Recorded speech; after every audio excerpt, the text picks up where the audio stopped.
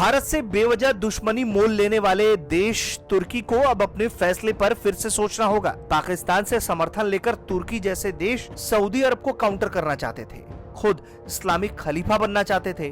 परमाणु तकनीक की लालच में तुर्की ने अब अपने ही पैर पर कुल्हाड़ी मार ली है। कश्मीर के मुद्दे पर ज्ञान देने चले आए तुर्की को अब भारत के काउंटर अटैक के लिए तैयार रहना पड़ेगा, क्योंकि भारत ने एक ऐसे देश के साथ रक्षा संबंधों को विकसित करने का फैसला किया है जिसके नाम से ही तुर्की की सांसें ऊपर नीचे होने लगती हैं। हम बात कर रहे हैं ग्रीस की।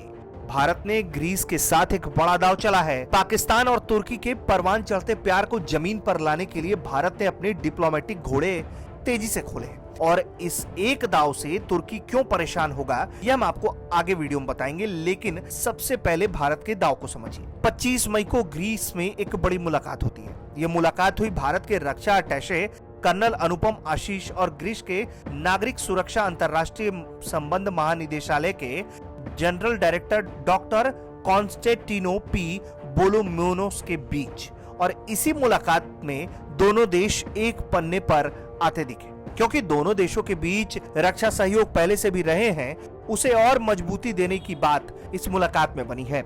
इस मुलाकात पर न सिर्फ भारत बल्कि ग्रीस की मीडिया की भी नजर थी।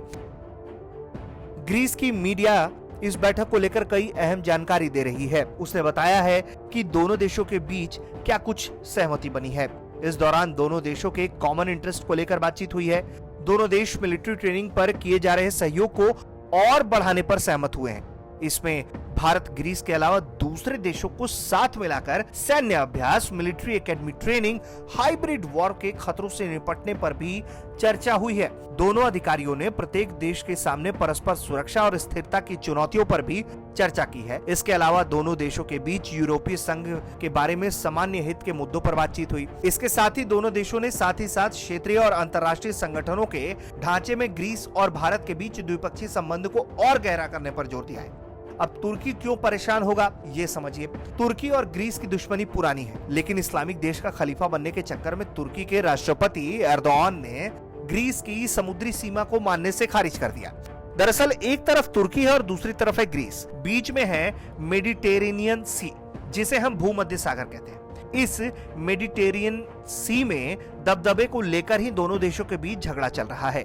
यहाँ समुद्र में गैस के भंडार हैं और झगड़ा इस बात का है कि समुद्र में कौन सा देश कहां तक जाकर गैस निकाल सकता है। तुर्की ग्रीस की समुद्री सीमा का सम्मान नहीं कर रहा है, जिससे झगड़ा बढ़ गया है।